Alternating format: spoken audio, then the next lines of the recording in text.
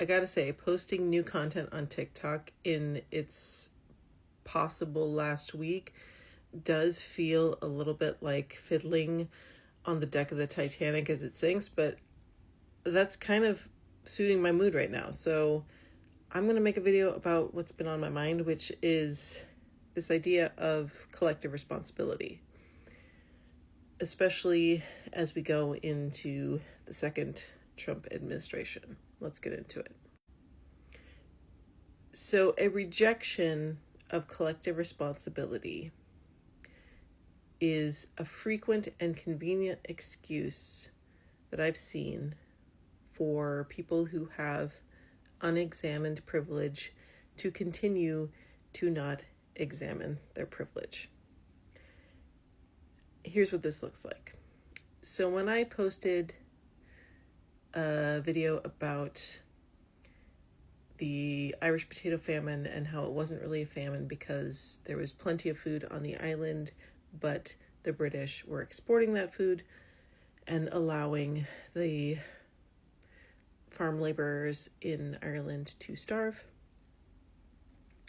and that this was a deliberate act. This was a choice by the British to do this.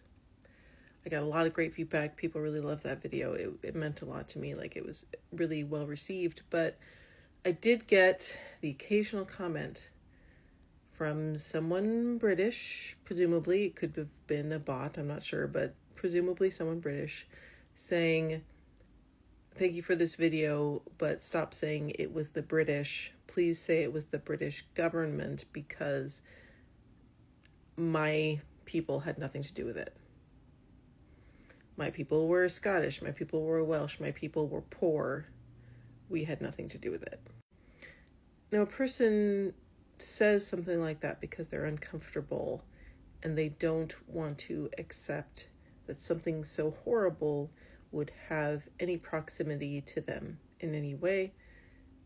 They hear about something horrible like that and they want to reject it completely, including any responsibility that they might bear to that having happened.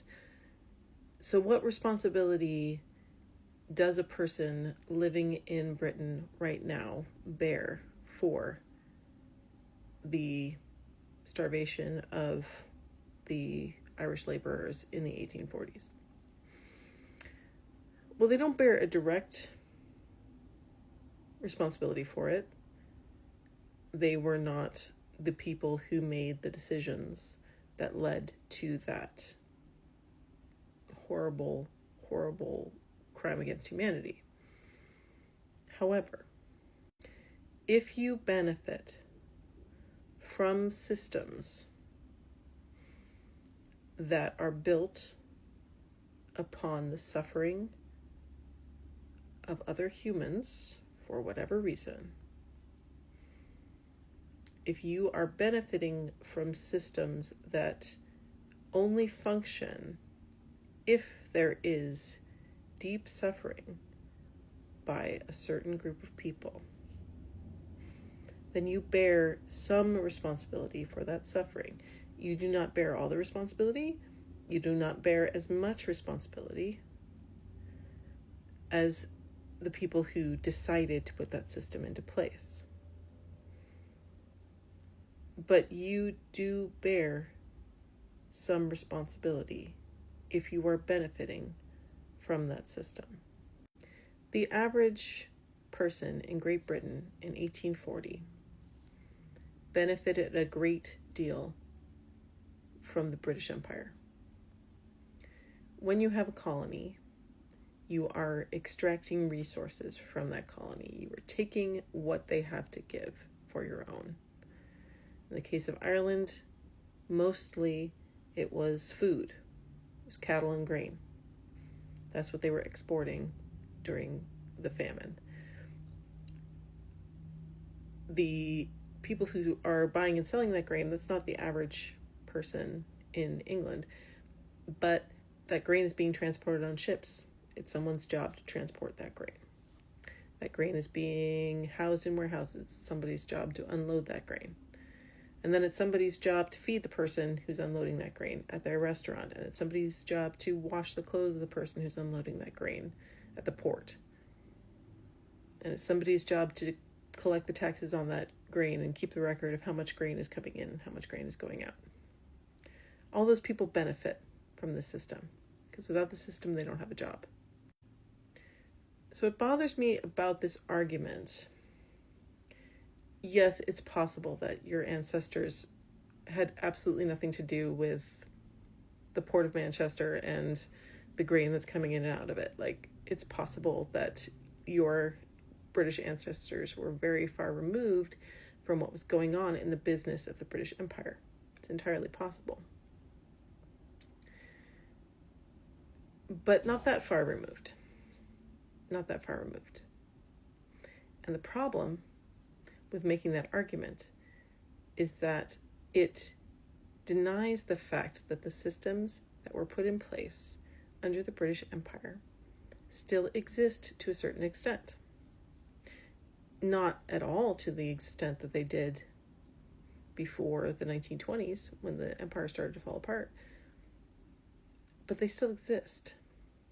England still has a colony in Ireland. They're still there. They're still there. How does Great Britain benefit from that? Think about that. Why haven't they left Northern Ireland? Why did they spend all that money and time and troops to go into Northern Ireland and occupy it during the 1980s? There's a benefit there for Great Britain. And that system still exists. So the people who live in Great Britain now still benefit from that system.